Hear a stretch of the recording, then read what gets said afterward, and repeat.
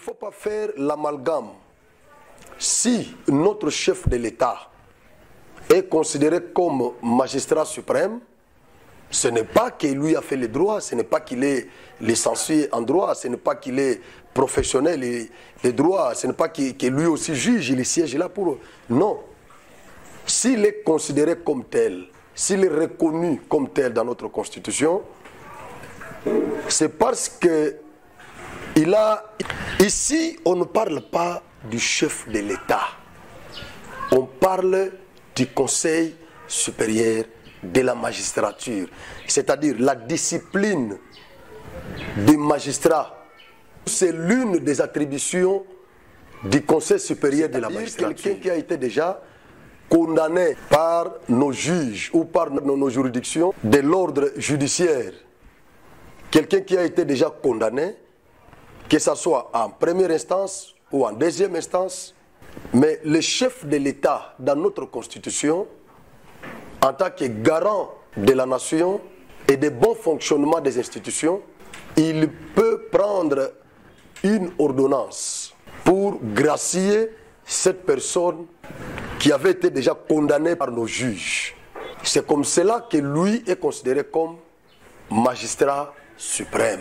Si vous ne le saviez pas, l'occasion vous est octroyée de le savoir aujourd'hui. Par là, vous allez comprendre que si le président a évoqué cet élément-là, s'il a déploré le comportement de certains magistrats, c'est parce qu'il y a un organe de discipline. D'une manière indirecte, le président a voulu interpeller cet organe-là pour qu'il fonctionne correctement, mais devant les deux chambres. Le chef de l'État n'est pas redevable devant ces deux chambres. C'est le Premier ministre qui est redevable là-bas. Le chef de l'État, il est redevable devant nous, la population. Parce que c'est nous qui lui avons donné les mandats, les pouvoirs qu'il a. C'est comme ça que nous-mêmes là, nous pouvons encore les sanctionner. Nous pouvons les sanctionner, mais devant le Parlement, les deux chambres là, il n'est pas redevable. C'est comme ça que là, il n'est pas responsable. Son discours ne peut pas susciter les débats là-bas. Et donc, il était allé là-bas avec les papiers, donc avec les discours, et non avec un groupe électrogène ou avec un tracteur pour qu'il aille asphalter les routes là-bas. Alors, nous devons pousser nos raisonnements quand même un peu loin. Le chef de l'État doit toujours promettre. Donc, même dans la Bible, on dit qu'au commencement était la parole. La parole était avec Dieu. Et cette parole était Dieu. Donc, avant que... Et la Bible dit, c'est cette parole qui a créé toutes choses. Les choses visibles qu'invisibles ont été créées par cette parole qui était au commencement. C'est comme ça que les chefs de l'État... Mes très chers abonnés de notre chaîne Genor TV, bonjour, bonsoir, selon l'heure à laquelle vous êtes en train de nous suivre. Devant vos petits écrans, c'est toujours votre humble serviteur de tout le temps, Franck Osvaldo Hill. Nous sommes sur le plateau de la chaîne YouTube Genor TV. C'est votre chaîne de tout le temps. La chaîne qui vous informe, la chaîne qui vous forme, c'est cette chaîne-là que vous êtes en train de regarder. De prime abord, je vais demander à tout celui qui, même par hasard, est en train de regarder cette vidéo sur YouTube ou une autre vidéo sur notre chaîne, de pouvoir s'abonner. Ne regardez pas seulement la vidéo comme ça, sans s'abonner. Votre abonnement est considéré par nous comme une grande bénédiction et un grand soutien de votre part. Abonnez-vous, ne vous limitez pas seulement à l'abonnement, mais vous pouvez également partager les liens. Vous pouvez aussi liker, commenter, faire tout ça. C'est très bonne chose. Je salue tous nos fidèles téléspectateurs de partout qui nous écrivent, je les salue. Et je dis merci à notre équipe technique qui est chapeautée par King Mboshi et les autres. Je le dis sincèrement merci. Je crois que vous avez suivi les discours du président de la République sur l'état de la nation. Il est de coutume chaque année que le président donne ce discours-là sur l'état de la nation. Cela est prévu dans notre Constitution, dans son article 77. Alors, le discours a été apprécié par les autres en bien, et par les uns en bien et par les autres en mal. Alors, je crois que nous allons essayer un peu de faire le décryptage de ce discours-là par rapport aux commentaires de nos acteurs politiques, les opposants, étant donné que nous sommes dans un système démocratique qui autorise aussi à l'opposition de parler, de mettre les points de vue, même s'il s'agit de critiquer aussi. C'est dans ce sens que nos opposants ont fait des commentaires sur ces discours du président de la République. Alors, comme d'habitude, nous sommes là pour faire épiloguer un peu, pour décrypter ces discours-là par rapport aux commentaires de ces opposants ou acteurs politiques de notre pays. Je crois même une frange de la population aussi a regardé ces discours avec un mauvais œil. Une autre aussi l'a regardé avec un bon œil. Alors nous allons pouvoir faire des petits commentaires pour un peu enlever l'équivoque, pour que les petits peuples comprennent, parce que je crois que nous avons un peuple qui est animé par leurs sentiments, leur subjectivité.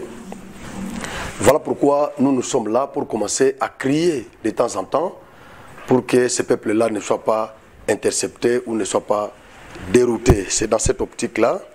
Je crois que nous allons attaquer les premiers éléments. C'est lorsque le président de la République a déploré le comportement de certains magistrats vicieux, que nous pouvons considérer comme ça.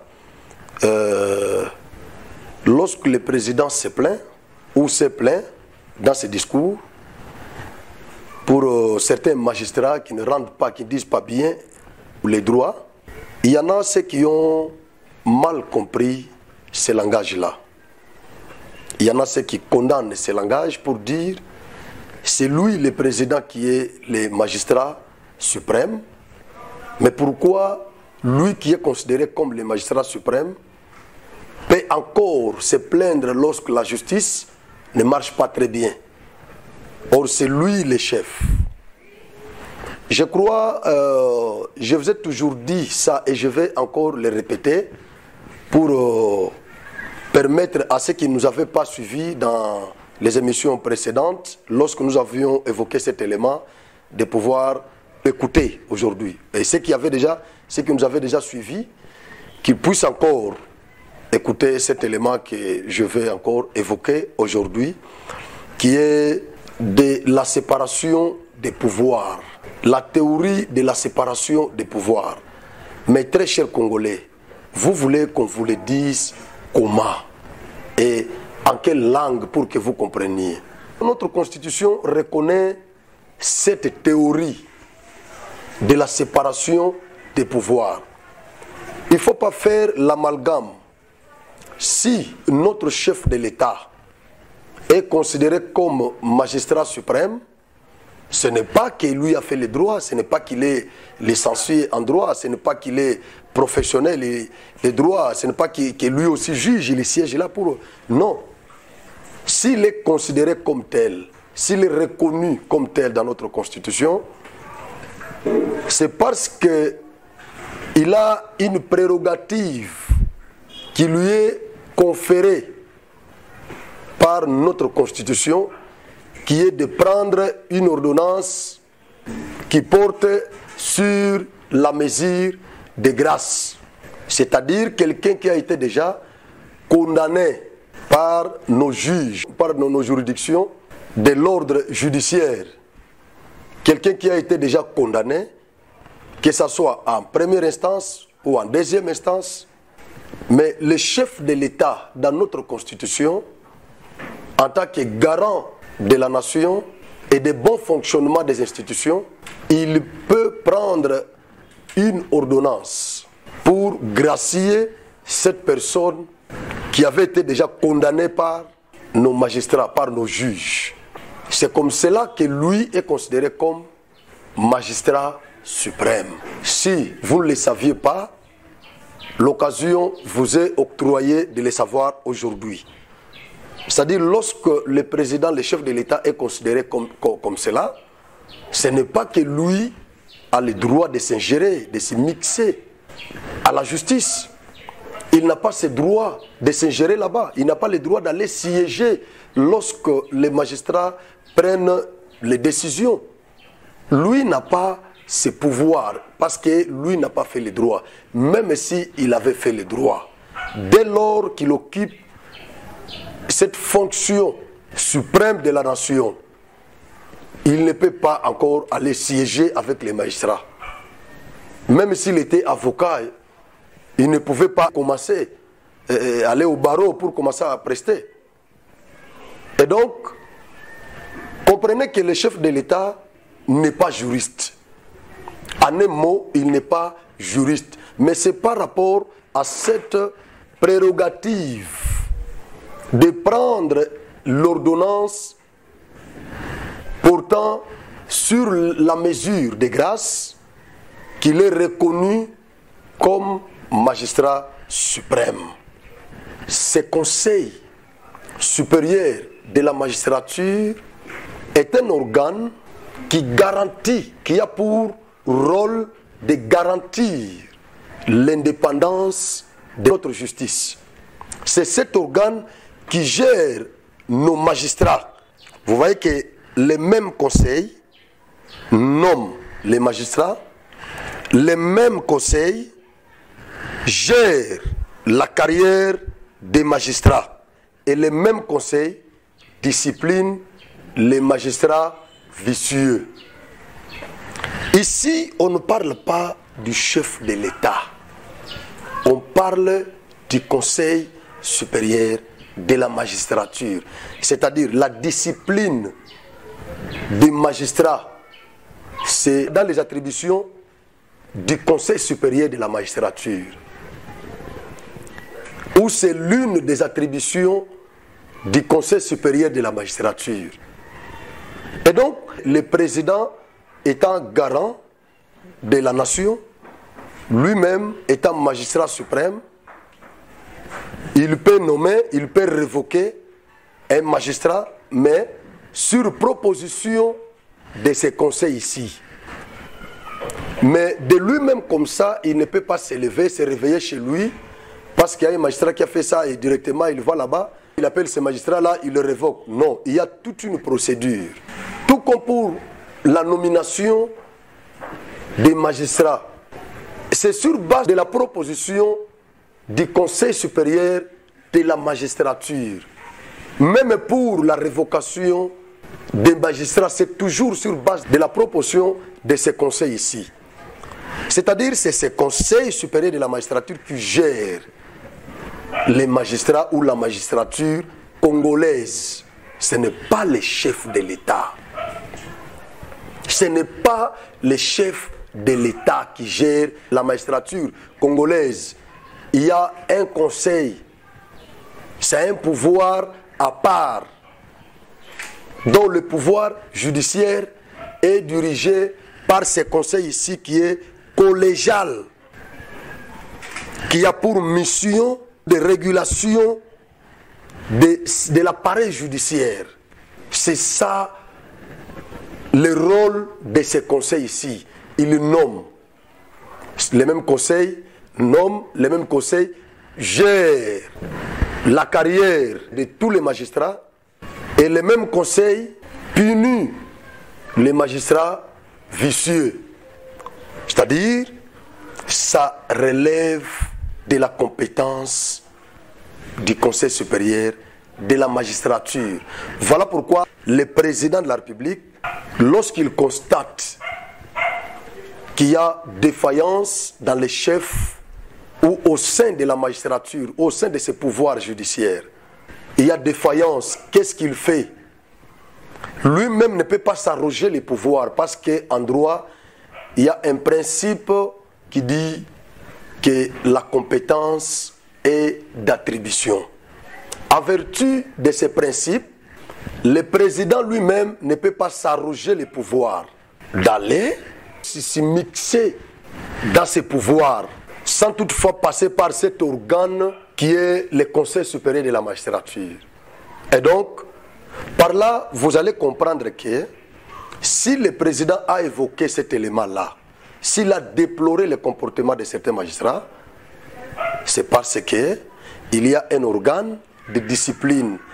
D'une manière indirecte, le président a voulu interpeller cet organe-là pour qu'il fonctionne correctement, mais devant les deux chambres.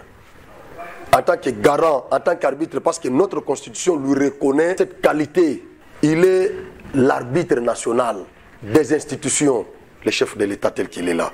Et donc, s'il a interpellé le Conseil supérieur de la magistrature dans son discours, c'est parce que c'est cet organe qui est chargé pour discipliner les magistrats vicieux, pour contrôler le fonctionnement de cet appareil judiciaire ou de la magistrature congolaise. C'est dans cette optique-là. Alors, il ne faut pas faire l'amalgame. Il ne faut pas faire l'amalgame. Nous avons prôné ici, au départ, la théorie de Montesquieu, qui est de la séparation des pouvoirs. Et il y a un autre principe de l'indépendance de la justice. En vertu de ces deux principes ici, le président de la République ne peut pas s'ingérer là-bas. Avant de mettre main là-bas, il doit interpeller d'abord, ou il doit passer par le Conseil supérieur de la magistrature. Pour les gens qui comprennent comment l'État fonctionne, ils comprennent ça facilement. Mais pour d'autres, il y en a même ceux qui sont à mesure de les comprendre, ou qui connaissent bien, qui maîtrisent bien cette notion, mais qui font semblant. Le fait qu'ils sont des politiciens, ils sont dans l'opposition, ils font semblant de ne pas connaître ça. Et donc, ça c'était le premier élément. Mais tout ce que moi je peux proposer ici quant à cet élément, c'est que les conseils supérieurs de la magistrature ne soient pas dirigés par les magistrats en fonction, par les magistrats de carrière. Ces conseils ici, on peut lui donner un professeur de droit ou quelqu'un qui a fait le droit mais qui ne preste pas en tant que juge, donc un indépendant, quelqu'un qui a fait le droit, un professeur, on lui accorde ses pouvoirs, on lui donne ses conseils supérieurs de la magistrature pour les diriger. Cet homme-là sera vraiment impartial, il n'aura pas de parti pris. Mais quand vous confiez cet appareil à des magistrats de carrière qui sont des professionnels qui exercent ce métier-là, je crois qu'il y aura toujours des problèmes parce qu'il y aura des coteries là-dedans. La deuxième question ou le deuxième élément, ils ont encore évoqué un élément de promesses. Oui, ils ont parlé, ils ont évoqué ça, des promesses que les chefs de l'État promettent trop. Je vous pose une question, si vous pouvez me montrer ou me donner le nom d'un président d'un pays de ce monde ici qui n'a jamais promis ou qui ne promet pas. Tous les présidents promettent toujours. Tous les présidents, je dis bien, tous les présidents, en fait, tous les politiciens promettent toujours. Tous les politiciens, je dis bien, tous les politiciens. En commençant par les bourgmestres, ils promettent toujours. Ce n'est pas seulement les chefs de l'État. Et donc, là au Parlement, dans ce congrès, ce n'était pas un endroit de poser les actes. C'était un endroit de promettre. C'était un endroit de présenter les bilans, de présenter la vision. Ce n'est pas un endroit de réalisation. Il n'était pas allé là-bas avec les tracteurs pour aller asphalter les routes là-bas, non. Il n'était pas allé là-bas avec les groupes électrogènes pour aller électrifier le Congo, non. Là-bas, il doit y aller avec les papiers, les discours, pour lire là-bas, tout comme il peut aller lui-même, tout comme il peut envoyer même son discours là. Il peut faire lire ça par quelqu'un d'autre, selon la Constitution. Il peut envoyer même les papiers là-bas. Il dit non, je suis trop occupé, alors prenez le discours, allez-y, lire ça là-bas. Parce qu'autour de ces discours-là, il n'y a aucun débat. Le discours ou l'adresse du chef de l'État devant le Congrès ne peut pas être sujet d'un débat. Parce que lui n'est pas responsable devant les deux chambres-là. Par rapport au principe de la redevabilité, le chef de l'État n'est pas redevable devant ces deux chambres. C'est le Premier ministre qui est redevable là-bas. Le chef de l'État, il est redevable devant nous, la population. Parce que c'est nous qui lui avons donné les mandats, les pouvoirs qu'il a. C'est comme ça que nous-mêmes là, nous pouvons encore les sanctionner. Nous pouvons les sanctionner, mais devant le Parlement, les deux chambres là, il n'est pas redevable. C'est comme ça que là, il n'est pas responsable. Son discours ne peut pas susciter les débats là-bas. Et donc, il était allé là-bas avec les papiers, donc avec les discours, et non avec un groupe électrogène ou avec un tracteur pour qu'il aille asphalter les routes là-bas. Alors, nous devons pousser nos raisonnements quand même un peu loin. Le chef de l'État doit toujours promettre. Donc, même dans la Bible, on dit qu'au commencement était la parole. La parole était avec Dieu. Et cette parole était Dieu. Donc avant que... Et la Bible dit, c'est cette parole qui a créé toutes choses. Les choses visibles qu'invisibles ont été créées par cette parole qui était au commencement. C'est comme ça que le chef de l'État, avant de faire quoi que ce soit, il doit d'abord présenter sa vision devant le Congrès. Il doit présenter les bilans. Il doit parler, montrer là où il est en train d'amener le pays. On parle de la vision. Nous devons connaître ce qu'il est et la vision qu'il a. Qu'est-ce qu'il pense pour le pays? C'est devant le Congrès qu'il doit nous montrer ça. Et là-bas, on ne travaille pas. Là-bas, on parle. Là-bas, on présente les bilans. Là-bas, on expose la vision, les idées. C'est ça le problème. Troisième élément que nous allons ramasser. Lorsqu'il parle des routes déjà bitumées ou asphaltées, il y en a ceux qui ont ramassé cet élément-là pour dire non, les routes qui sont déjà asphaltées là, ce n'est pas dans son bilan. Pourquoi il a cité ça là-bas? C'est dans le bilan de Joseph Kabila. Mais je n'arrive pas à comprendre comment nos intellectuels réfléchissent. Je ne comprends pas. Ce n'est même pas le commun des mortels. Vous trouvez un cadre, un intellectuel, l'élite, qui vous tient des propos comme ça. J'arrive pas à comprendre. Je suis vraiment foutu.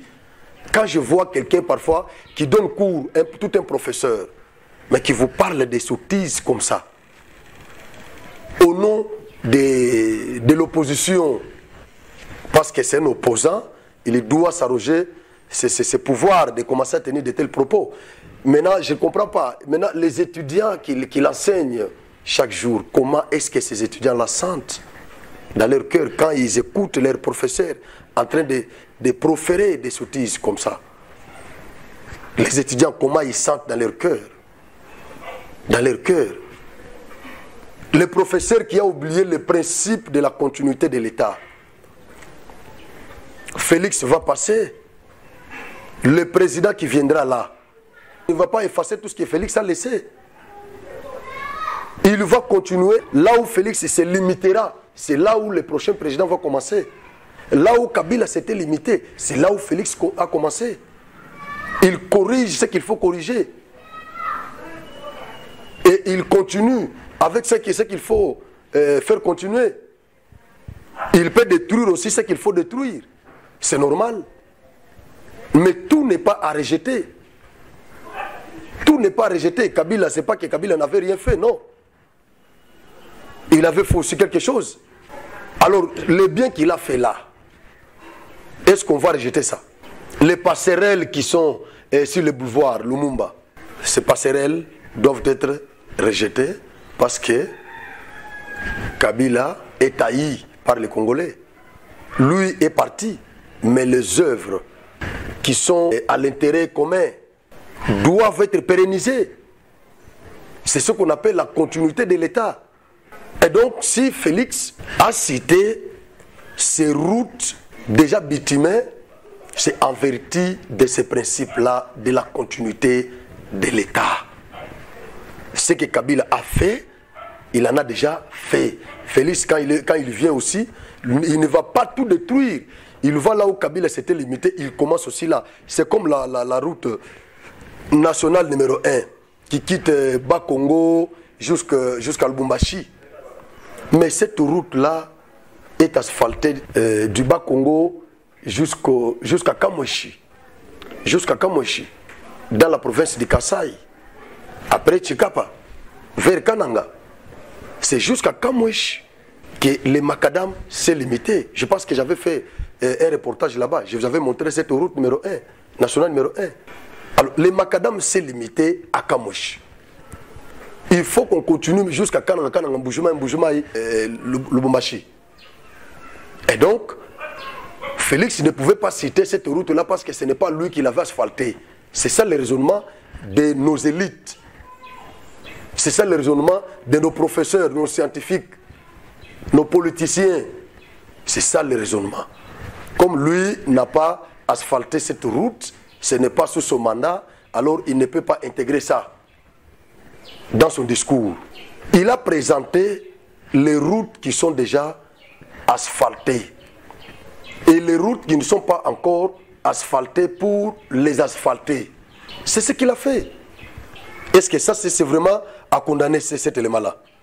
Moi, d'ailleurs, quand il a parlé de la route Kalamambouji-Kananga, Mbujimayi, j'étais très content. Je m'étais retrouvé là-bas parce que je suis parmi ceux qui luttent chaque jour ici pour l'asphaltage de cette route-là.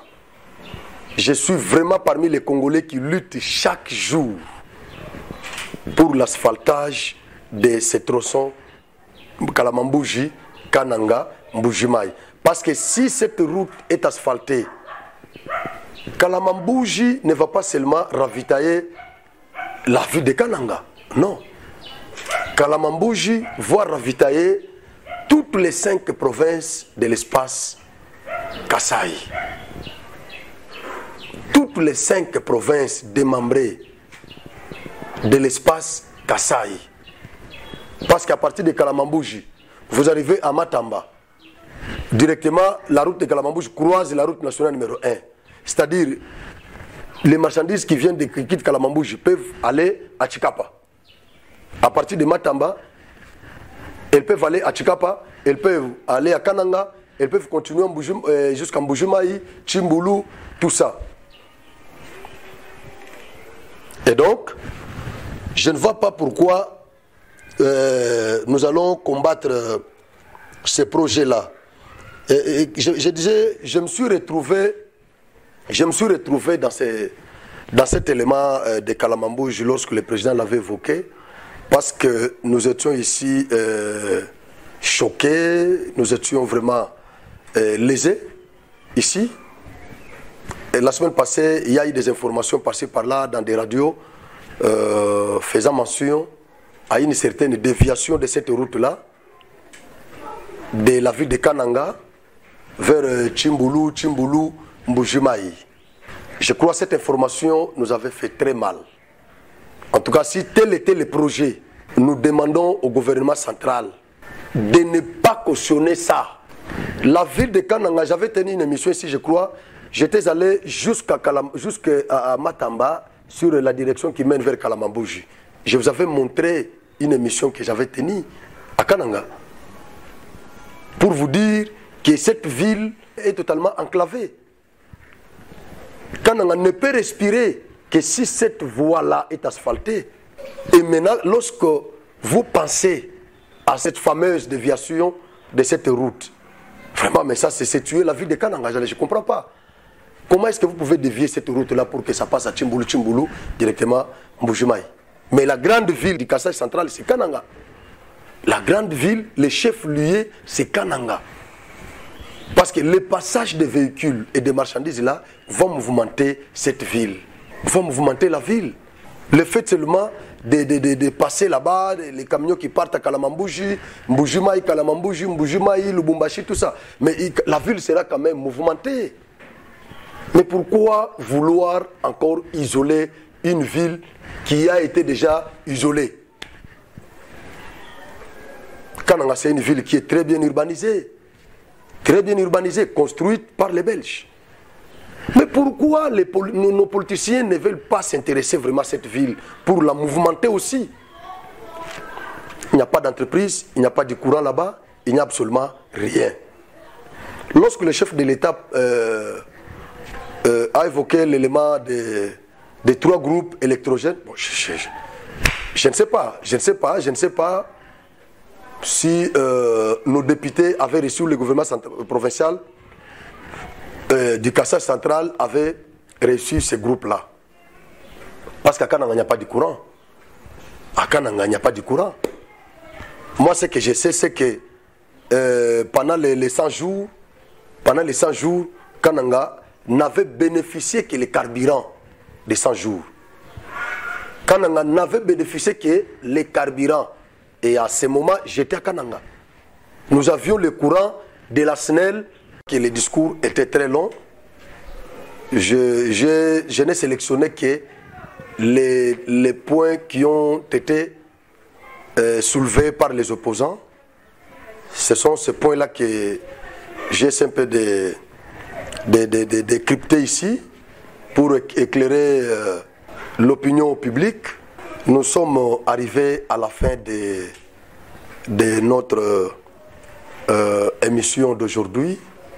Je vous dis sincèrement merci. Je vous demande d'éviter des commentaires.